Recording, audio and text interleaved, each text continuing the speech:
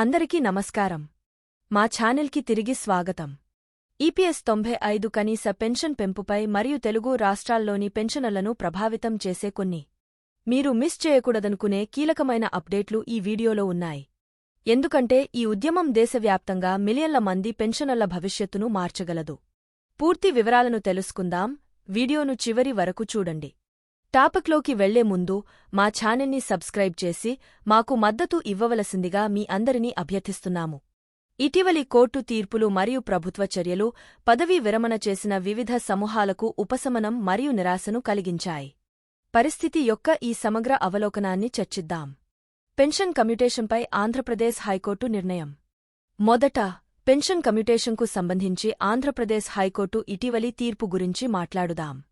Pension commutation తెలియని వారికి పదవీ విరమణ సమయంలో వారి పెన్షన్లో 40% వరకు ఏకమొత్తంగా పొందేందుకు రిటైర్డ్ ఉద్యోగులను అనుమతిస్తుంది. ఆ తర్వాత 15 సంవత్సరాల వ్యవధిలో వారి నెలవారీ పెన్షన్ల నుండి తిరిగి పొందబడుతుంది. విశ్రాంత అటవీ అధికారులు మరియు సీనియర్ బ్యూరోక్రాట్ల బృందం వడ్డీతో సహా మొత్తాన్ని పూర్తిగా రికవరీ చేసిన తర్వాత పెన్షన్ కమ్యూటేషన్ మొత్తాల రికవరీని నిలిపివేయాలని అర్జీలు దాఖలు చేసింది.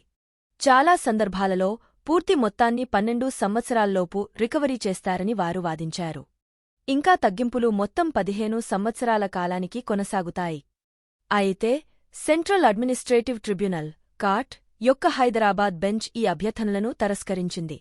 జ్యుడిషియల్ సభ్యురాలు లతా బస్వరాజ్ పట్నే మరియు అడ్మినిస్ట్రేటివ్ సభ్యురాలు శాలిని మిశ్రాలతో కూడిన ధర్మాసనం ఈ అంశంపై స్థాపించబడిన సుప్రీంకోర్టు తీర్పులను ఉదహరించింది. రాజ్యాంగంలోని ఆర్టికల్ 32 ప్రకారం సుప్రీంకోర్టు సమర్థించిన నిబంధనలపై 15 సంవత్సరాల రికవరీ వ్యవధి ఆధారపడి ఉంటుందని వారు నొక్కిచెప్పారు. ముఖ్యంగా పెన్షన్ కమ్యూటేషన్ అనేది స్వచ్ఛంద మరియు ఐచ్ఛిక ప్రయోజనం అని, పదవీ విరమణ చేసినవారు నిబంధనలపై స్పష్టమైన అవగాహనతో ఎంచుకుంటారు.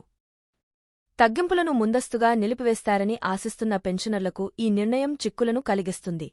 ఇది యథాతథ స్థితిని కొనసాగిస్తూనే ఇది సుప్రీంకోర్టు తీర్పులు మరియు ప్రస్తుత ప్రభుత్వ విధానాలకు అనుగుణంగా ఉండేలా చూస్తుంది. ఇతర పెన్షన్ సంబంధిత అభివృద్ధి. ఇప్పుడు ఆంధ్రప్రదేశ్లో కొన్ని ఇతర పెన్షన్ సంబంధిత పరిణామాలను చర్చిద్దాం. సమాజంలోని వివిధ వర్గాలకు పెన్షన్లు మంజూరు చేయడంపై ఉన్న పరిమితులను సవాలు చేస్తూ ఒక ప్రత్యేక కేసులో ఆంధ్రప్రదేశ్ హైకోర్టు ప్రజా ప్రయోజన వ్యాజ్యాన్ని PIL కొట్టివేసింది. ఈ తీర్పు రాష్ట్రంలో ప్రస్తుత పెన్షన్ పంపిణీ వ్యవస్థను సమర్థిస్తుంది. అదనంగా Anjaneyulu versus the state of ఏపీకి సంబంధించిన కేసులో సంబంధిత దరఖాస్తును దాఖలు చేసిన తేదీ నుండి మాత్రమే పింఛన్లు అందుబాటులో ఉంటాయని కోర్టు తీర్పు చెప్పింది. ఈ ఇటీవలి చట్టపరమైన నిర్ణయాలు ఆంధ్రప్రదేశ్లో పెన్షన్ సంబంధిత సమస్యల సంక్లిష్ట స్వభావాన్ని హైలైట్ చేస్తున్నాయి. కొన్ని తీర్పులు ఇప్పటికే ఉన్న పద్ధతులను సమర్థించగా, మరికొన్ని పెన్షన్ హక్కులు మరియు విధానాలను స్పష్టం చేశాయి. పెన్షన్ నిబంధనలు అభివృద్ధి చెందుతూనే ఉన్నందున పదవీ విరమణ పొందినవారు మరియు ప్రభుత్వ అధికారులు ఈ ముఖ్యమైన పరిణామాల గురించి తెలియజేయడం చాలా ముఖ్యం. ఈ పరిణామాల గురించి మీ ఆలోచనలను దిగువ వ్యాఖ్యలలో పంచుకోండి. మీకు ఈ సమాచారం ఉపయోగకరంగా ఉంటే దయచేసి మరిన్ని అప్డేట్ల కోసం మా ఛానల్ని లైక్ చేయండి, షేర్ చేయండి మరియు సబ్స్క్రైబ్ చేయండి. ఈ వీడియో చూసినందుకు ధన్యవాదాలు.